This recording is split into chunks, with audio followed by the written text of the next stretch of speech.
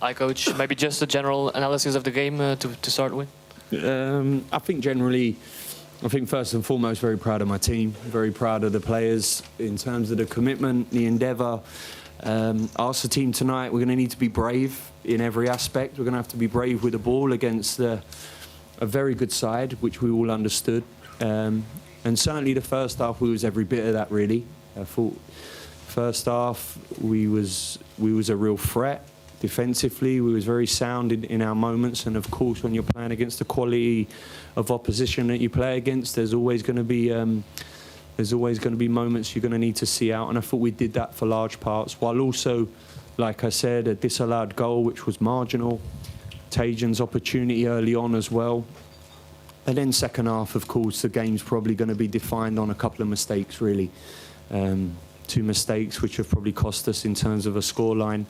And probably second half just dropped off a little bit in terms of our real threat in the attacking third. Really turned down opportunities to cross the ball and certainly numbers in the box. And this is something we'll obviously need to look at and assess that. But like I said, I reiterate every single member of that team today, the occasion and what this was tonight, and the challenge and the opportunity to a man. My players stood up to every bit of that, really.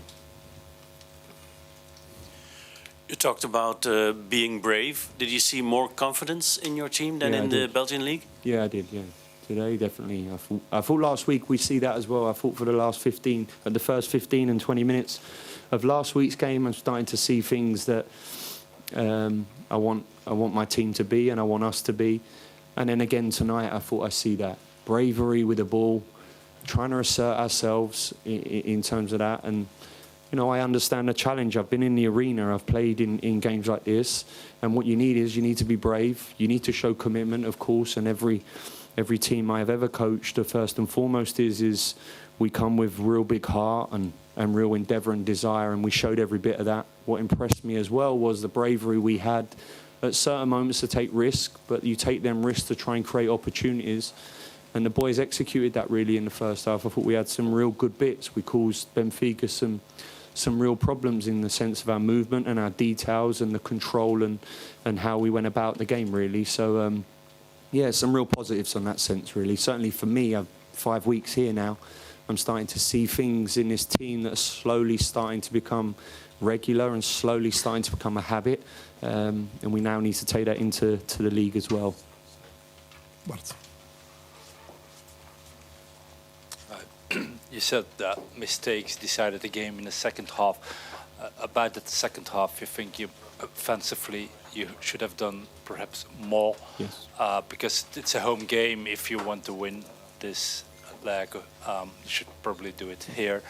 And you only brought an attacker 11 minutes before the end of the game. It's a two-legged affair. It's over 2 legs, and if you're looking at it as an away leg that we've got no chance, then maybe you would think that. You know, I think, like I said, before the goal, you know, in terms of the first half, I thought we was very good and created numerous chances. So yeah, look, these are the decisions that I feel best at this present moment in time, and another half-time of football at this present moment in time, and of course there's a big challenge ahead, but we'll go to Benfica and try and do that. But you're right in saying that, you know, we needed to have more about us in the second half in terms of trying to oppose ourselves a little bit. I think that was down to personnel. I think that was just down to understanding in these moments, get crosses in the box and get in the box in them moments. So yeah. David. Coach, what does it mean for Jaremchuk that he doesn't get a chance in this game? I mean, of course, you brought 𝐏𝐑𝐄𝐒, not him, so... Doesn't mean anything, it's just the decision I made.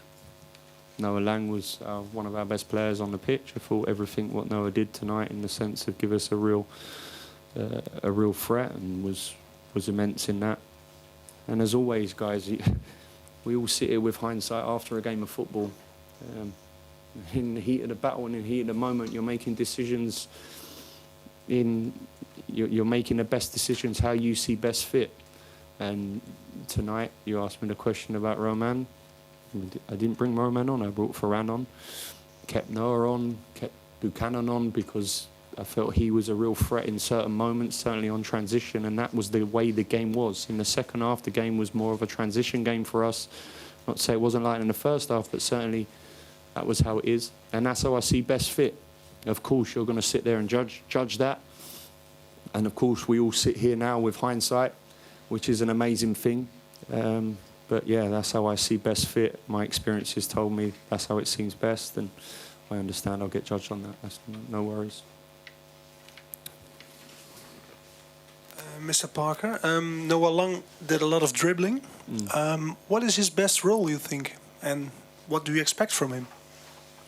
Well, I expect a lot from him. And the ownership and the responsibility I put on Noah Lang is immense and has been immense from the day I stepped in here. Boy's got huge quality.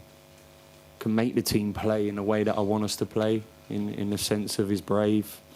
Can link, can be that real driving force for us, and he's got that X factor in certain moments that he can beat men.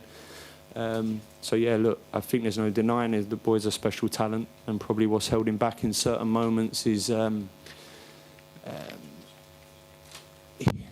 as a person. Sometimes, really, probably very misunderstood. This boy cares more than anyone, and like I said, has got huge quality, and I think we see that tonight. To be quite honest with you, I thought, like I said, I thought he was looked every bit of a top player tonight.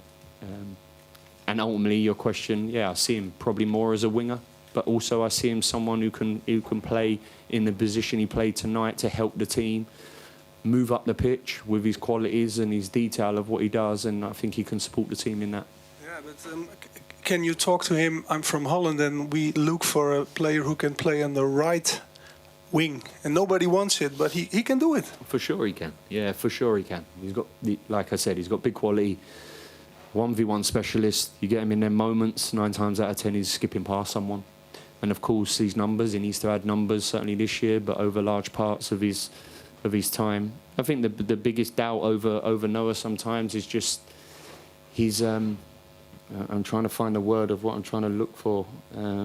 Because I want to be careful, because I don't want people to report on something that I don't really mean, but just engage constantly in a game of football, not easily disappointed in moments, and he needs to mature in that sense, and he definitely does. And like I said, I've seen blips in that, and I'm working constantly with him to be this mature player, what I know he can be. He's still young, of course he is.